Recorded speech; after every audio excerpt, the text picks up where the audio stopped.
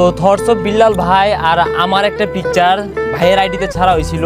তো আপনারা এত পরিমাণ ভালোবাসা দিচ্ছেন, যেই জায়গায় একটা সেলাই মেশিন কেনার কথা ছিল আমরা সেটার ইনকাম দিয়ে আপনাদের ভালোবাসা দিয়ে 2টা সেলাই মেশিন কিনতে সক্ষম হয়েছি। তো আপনারা দেখছেন বিল্লাল ভাইয়ের পেজে একটা সেলাই মেশিন দেওয়া হয়েছে।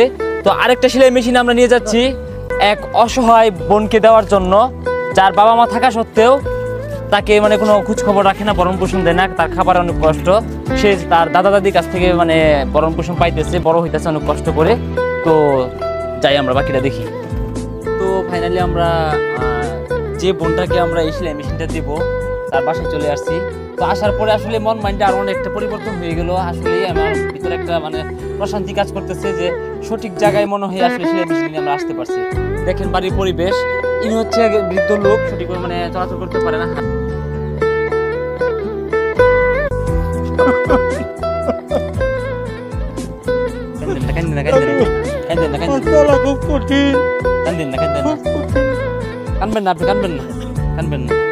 তো দেখেন ওই যে ছোট বোনটা, হ্যাঁ, এই দাদার কাছে বড় হইতাছে, তার বাপ মা তাকে আসলে এভাবে ভরণ পোষণ দেয় না, খোঁজ খবর নেয় না। এই বৃদ্ধ মানুষ, আরেকজন আছে দাদি, উনিও বৃদ্ধ মানুষ। এই যে দেখেন বাড়ির পরিবেশ, এখানে খুব মানে কষ্টে তাদের জীবনযাপন। তো আজকে এই সেলাই মেশিনটা আমি ওনাদের কাছে দিয়ে যাবো। জানেনই তো সেলাই মেশিন 2টা কিনা হয়েছিল, বিল্লাল ভাই একটা এক জায়গায় দিছে। তো এখানে বিল্লাল ভাই অনেক বড় অবদান রয়েছে।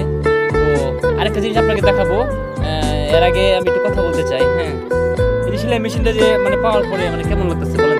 আলহামদুলিল্লাহ, খুব খুশি। এখন যদি আমরা এই ফুটেজটা সামাজিক যোগাযোগ মাধ্যমে ছাড়ি, কোনো সমস্যা আছে? না, সমস্যা নেই। বোন তুমি কি চালাতে পারবা না?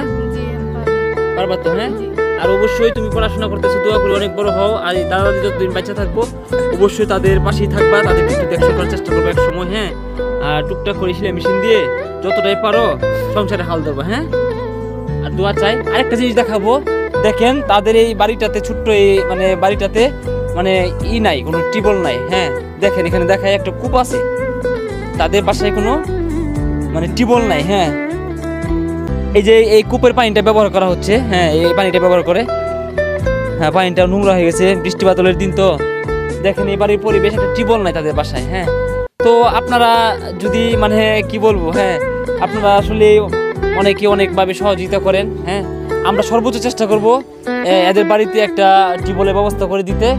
আর আশপাশ অনেকে হয়তো বা প্রভাবশালী ব্যক্তি আছেন, পারলে তাদের একটু খুঁজে নেবেন। আর সকলের কাছে দোয়া চাই। ধন্যবাদ।